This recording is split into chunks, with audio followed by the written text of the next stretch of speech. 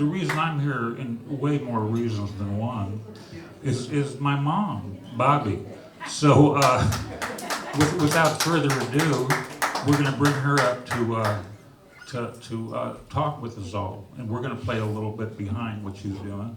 And if we're loud, somebody's going to tell us, to James and me, to turn down. So that's the instruction for the sound person.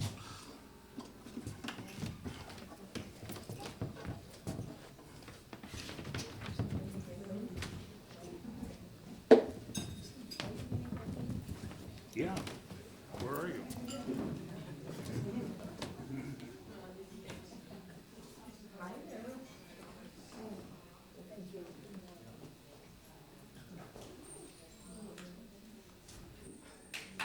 Yay, Bobby!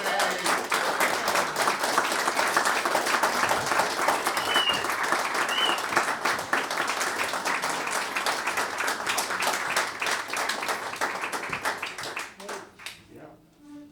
Got all the time here. I'd have to get organized just a minute. Oh.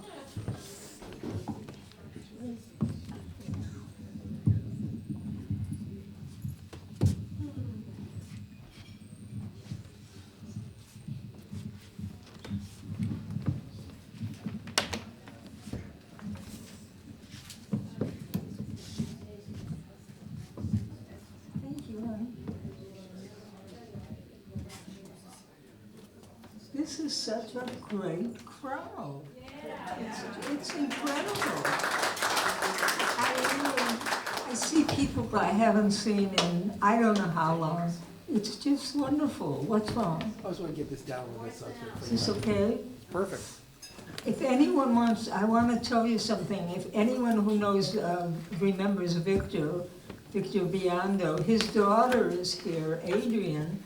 She's just here for a little bit, and you can find her around here someplace. If you'd like to meet her, she's a great girl. So, Where are you, Adrian?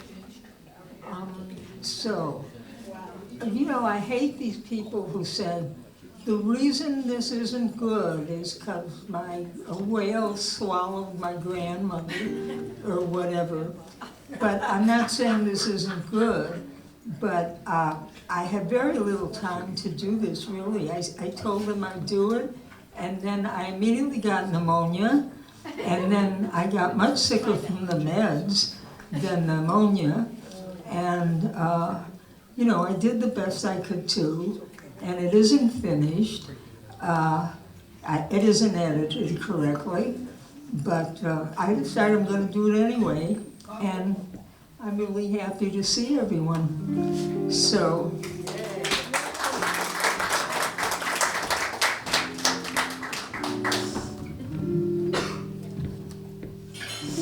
may the force be with us with this thing. So, hi, I'm Bobby Markels, and I'm old. I'm not getting old. As in, did you see Bobby lately? Well, she's getting older. Not plain old as in, well, she's old. But old as in old. Let me be serious. Old is really very serious. Old is not a symptom, a syndrome, a sickness, a disease. Old is an island in the wilderness, all alone, wondering how you got there and knowing there's no escape.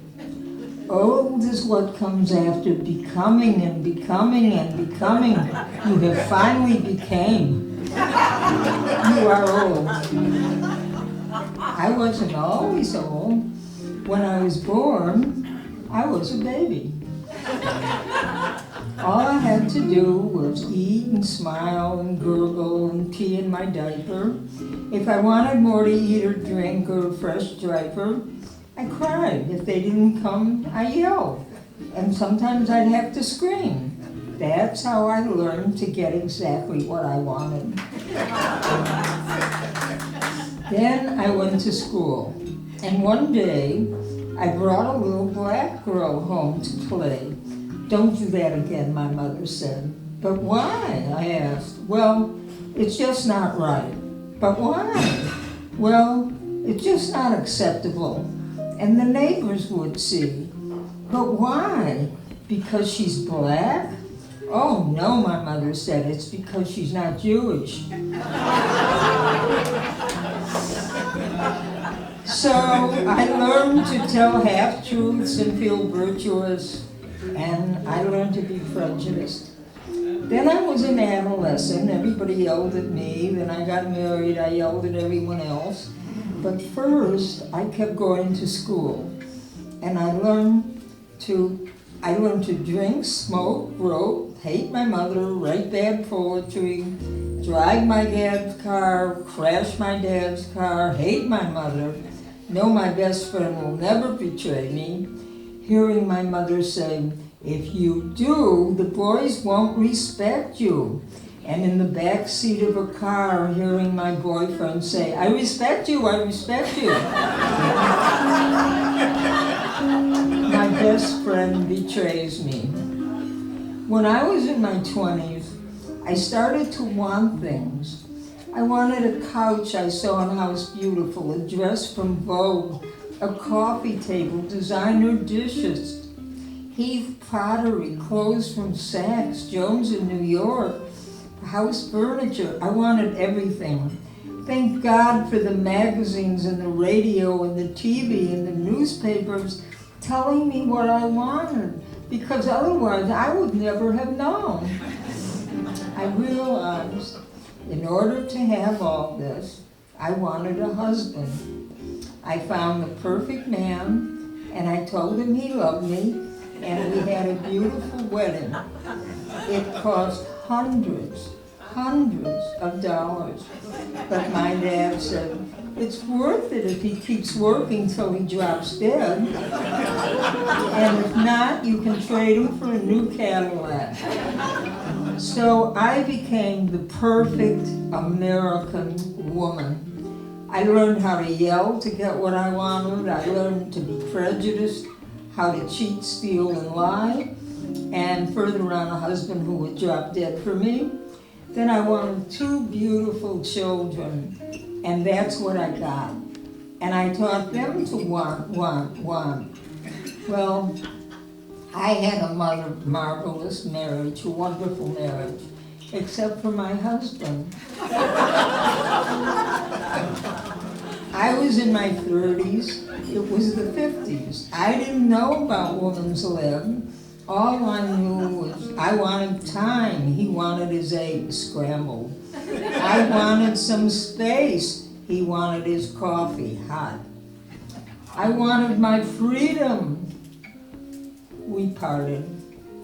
I haven't had a free moment since. I take the books, he gets the records, and the kids on the weekend. I'm single with children, dishes, and Xeroxing, filing, shopping. I date. The men are so soggy, too short, too tall, too dumb, no humor, no style, too poor, or they're Republicans. And I really tried. Is it my fault? No one was perfect. So I go from my 30s to my 40s and on. You go 10, 15 years of this and you begin to feel like a very serious person. Then I was 50. When I walked down the street or entered a room, I felt a curious flatness, an emptiness, a serious lack of, yeah.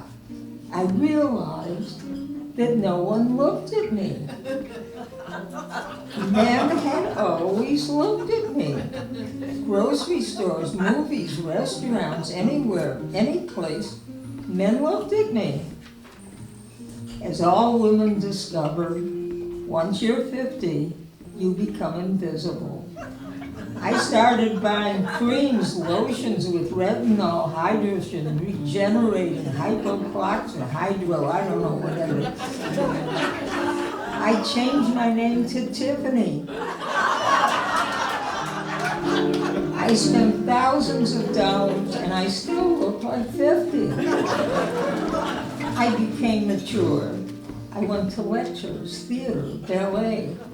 I was worldly, intelligent, well-read, sophisticated. I went on cruises to countries with primitive people. They didn't even speak English. I was so busy, I forgot I was 50. Then I was 60. And I thought, gee, I better learn to meditate. I better get spiritual. I went to lessons, lectures, retreats, groups. I ate spiritual food.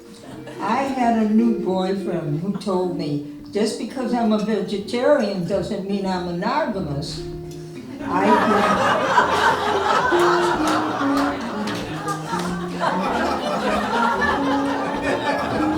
Remember those days? I did Chan, yoga, Tai Chi. I read 200 spiritual books. I spent millions of dollars to become spiritual, and I was still Bobby.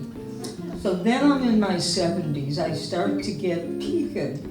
Herbs, vitamins, a walk every day. Don't eat this, do that, books, articles, and the start of the doctor's bouquet. What brings you here today? I don't know, I just don't feel like myself, like I did when I was 40. And when did you start to feel this way? Oh, when I was about 72. Well, here's and here, take this tranquilizer with it. You won't care that you don't care. Old people go to doctors, GPs and specialists. My cardiologist sent me to a rheumatologist who sent me to a pulmonologist. And there's the foot doctors, ear doctors, skin doctors. I go to so many doctors. I don't have time to go to the bathroom. And when I do, it's for a urine specimen. Old people go to doctors. That's what they do. Other people swim, hike, golf, whatever. They go to a movie. But old people go to doctors. And Medicare pays for old people going to doctors. So when the doctor gives you the script, you better take the meds, even though the writing in the package says you might get diarrhea, constipation, short breath, no breath, too sleepy, a slew of other names. And at this end it says, or you might get dead. But you buy the meds because the pharmacists need your business in order to play the supplier, which are a big bunch of people called a corporation. And when the corporation gets the money, they can pay their pool man or club dues or gas for their private plane. A corporation is a person, and a person needs a private plane. Or how will they get to a special restaurant in France where the French toast is the best in the world? So keep buying your meds, or the supplier can't pay for their French toast, the pharmacist can't fill out the meds, in which case, well, then you might not get diarrhea, indigestion, or constipation, or even get dead. But you might die anyway. You might die anyway. Why take a chance? So take your meds, or the doctors, the suppliers, airplanes, waiters, the entire world will collapse. We'll be back to Planet of the Apes, or maybe Adam and Eve, and she'll get blamed again. Just you wait and see. I told you this was going to be serious. Now see, now I'm in my 80s. I'm glad I'm alive, but it's a lot of trouble. We're into the nitty-gritty. You can't see, you can't walk, you can't hear. The worst, you can't drive. If you're lucky, you die. Otherwise, you have helpers. I have one perfect helper, but the others, people you ask for milk, they bring you tea. You say, put this in the wash, they hang it up. You say, get me some beets, they get you corn. You're reading Alone in the Sun. Do you want me to put the butter in the butter dish? Yes, sweetheart. Please get me some bobby pins. They didn't have bobby pins, but here's a hairbrush. Well, that was close. And you pay them. Then you're dead. You start up to float up to heaven. Two angels come all in white and grab you under the armpit, and there's God. Can you imagine? Suddenly, the angels look like hippies, like Timothy Leary. And you hear celestial music, and you remember Dante's love that moves the moon and all the stars. Now, in the background, Bobby Dylan is singing Times They Are Changing, the Beatles, we all live in a yellow submarine.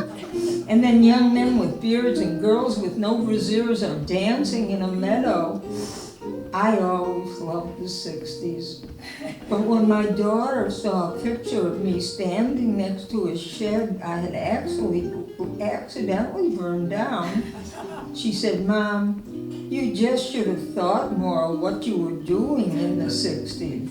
I said, honey, if anyone had thought in the 60s, there wouldn't have been any 60s. Now, Mozart, Beethoven, Bach, Haydn, everybody's there. I somehow know that they're all connected, one to the other, by a long, golden, invisible belt. And they're playing in a huge stadium. And even though they're all so different, the music all goes together in this gigantic place, like a complete planet, a total universe. And everything is there. It's a mirror of our planet. Grass, trees, mountains, and there's America. I look over all of it, something's missing. And there's Mendocino in my street and my house and my sweet soft garden and flowering trees. I start to cry. I want to go home. I'm so lonesome for the world. God says, I thought you'd want to stay here. No, I cry harder. I want to go home. I have to feed my cat. I have responsibilities.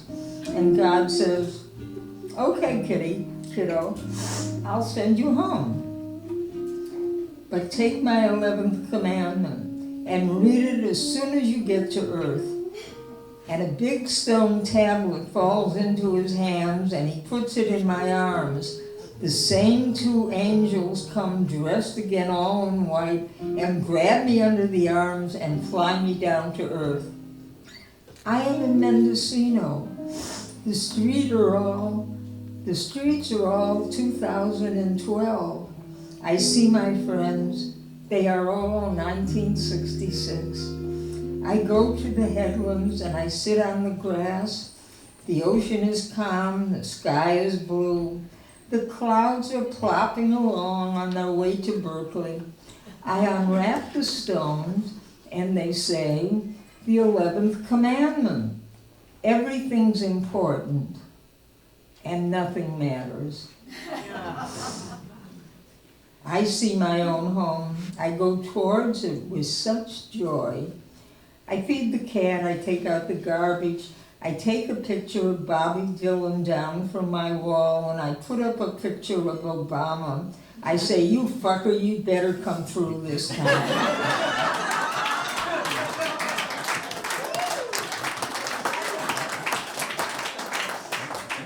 In a minute, I am in my bed, the comforter up near my ears. I turn out the light and it is dark. At night, in the dark, I listen to the silence. Silence sings to me. It is a lullaby. I listen to the silence and I am happy. I measure time now The grains trickle through my life like Regan's plan for the poor. I am grateful but dubious. And when asleep, if dreams collapse into the top of my huddled shoulders, I no longer take 2 aspirin to ease me back to sleep. Instead, in the fullness of the black night, I turn on the light, I read, I confess spiritual stuff. Who knows, it might help. The daylight finally seeps through, and high up in my loft I lie still and safe and warm. The fog parts to release the slant of my roof. I see a cloud resting between 2 tall bull pines. I am grateful. I am awake. I look at my dresser, my chair, my desk. I swoon with anticipation. I am alive this day. That's it.